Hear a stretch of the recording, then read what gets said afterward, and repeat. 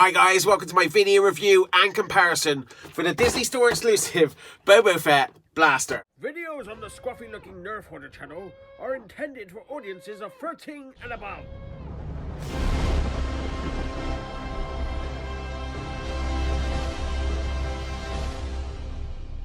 Hey guys, it's the Scruffy-Looking Nerf Hoarder back again for another video, and today I am looking at this Disney Store exclusive Boba Fett blaster. I picked this up from the online site, but I think it may be available at some of the Disneylands around the world, and it was quite a cheap price. I think I got up in the sale. It was, I think it was £22. Not sure what that converts to in dollars nowadays, because obviously the conversion rate is crazy. But let's have a look at the box first of all. So, quick brief overview. You can see the blaster there is all open, so it's you can literally reach in and touch that. It's completely exposed, and it has this similar packaging that we've seen on some of the other Boba Fett toys that have come out earlier this year. So the Boba Fett jetpack and the wrist gauntlets, they all had this same style packaging where it's all black, but you can see just in the light there various spaceships from various shows that we've seen in the past Star Wars shows. So there's X-Wings up there, AT-ATs, all sort of mixed into this really cool pattern. Now, you can see the blaster is in two parts in there, so when we open this up, we will be able to put it together. But there's a little button there saying that we can reach in, pull that trigger, and we can see it lights up. And we've got some noises on there as well. There's some legal stuff at the top that no one cares about, do we? And there's the back of the box. You can see a little overview of the blaster there. You can see it's got the sight on the top. There you go, stock's attached there, and again, more legal stuff on the bottom, boring plain sides. And just a little note as well, my box did come a little bit damaged. Not a big thing for me, because I'm going to be ripping this open in a minute. But if you guys are looking to order a mint condition box, just be wary that Disney will send them battered and bruised, because, you know, they wouldn't think that people are going to keep these in the boxes. Why would you? Go on, open your boxes, people. Anyway, let's rip this open and take a look at the blaster. And here is the blaster outside of the box. And to connect the stock, we literally just push it in really hard. There you go. Once that's clicked in, it will not be removed. So that is one click, and you cannot remove it for storage. But once it's on, it is on for good, and it looks really nice.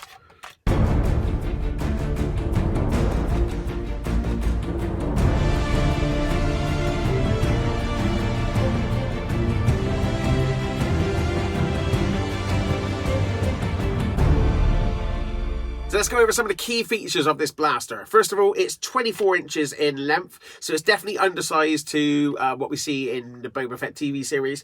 This is definitely made for a child. It's been scaled down, and it's a lot smaller than the Boba Fett Nerf blaster that's going to be coming out over Christmas. So if you're looking for something more sized for an adult, I would definitely recommend picking that one up. Obviously, it's a lot more expensive, but it does a lot more cool stuff. Now, this one, it doesn't really fire it doesn't fire anything at all. It's literally just a toy which lights up and has some sounds to it. So every time you pull the trigger, you get those sounds. I have to say, it doesn't really sound like Boba Fett's blaster. It's more of a generic noise. So that's a bit of a disappointment. And you can see there, the barrel does light up. So what I do, you can see.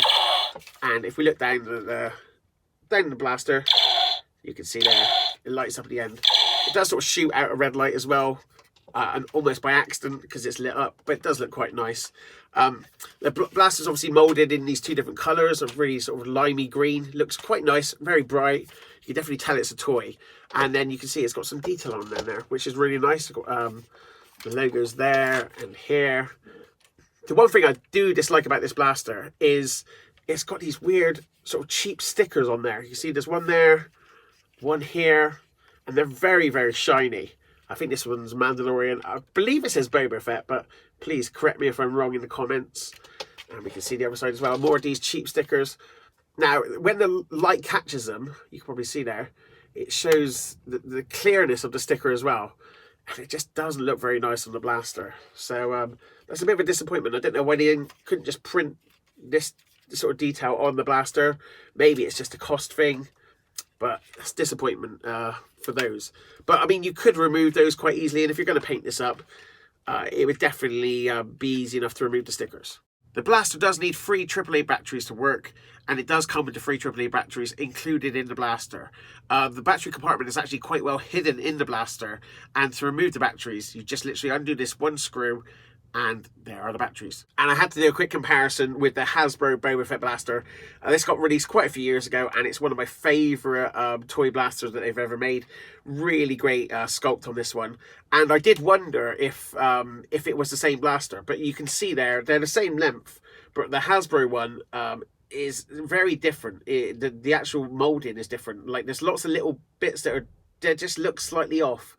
And I do wonder, this is obviously based on Boba Fett's blaster from the original trilogy, and this must be based on Boba Fett's blaster from the Book of Boba Fett. And I know there are some differences, and maybe they've actually taken those and made a different toy, which I'm quite impressed about, because I don't actually know who makes this toy. I assumed it was Hasbro and they were just making it for Disney, but maybe it is someone else. But it is definitely not just another version of this blaster. There are significant differences there. If I get a bit closer, you can see, just even looking at where there's little bits on the scope. There we go, you can see there very, very slight differences, but yeah, quite drastic ones as well. Like the handles are sort of like got different angles to them almost. So you can see that there. So yeah, very interesting. I definitely still prefer this one though. And my final thoughts on this blaster, it's a bit of a missed opportunity really. There's definitely better options out there. If you're looking for a Boba Fett blaster, I definitely recommend picking up the Hasbro blaster from a few years ago, or waiting and picking up the Boba Fett Nerf blaster that's going to be coming out this Christmas. They're both great fun. I mean, the Hasbro one looks really nice.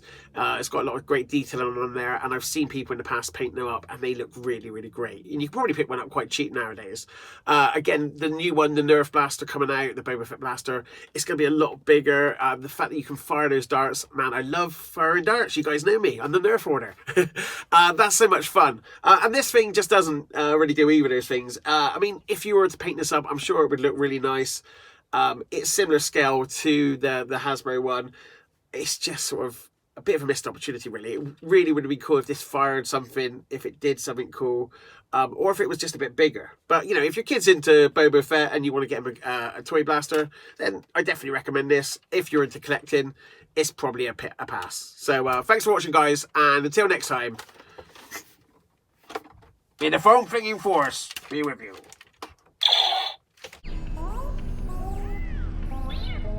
Greetings, Exalted One. As a token of my goodwill, I present to you these two videos. Both are about Star Wars weapons and will serve you well. Until next time, may the foam fleeing force be with you.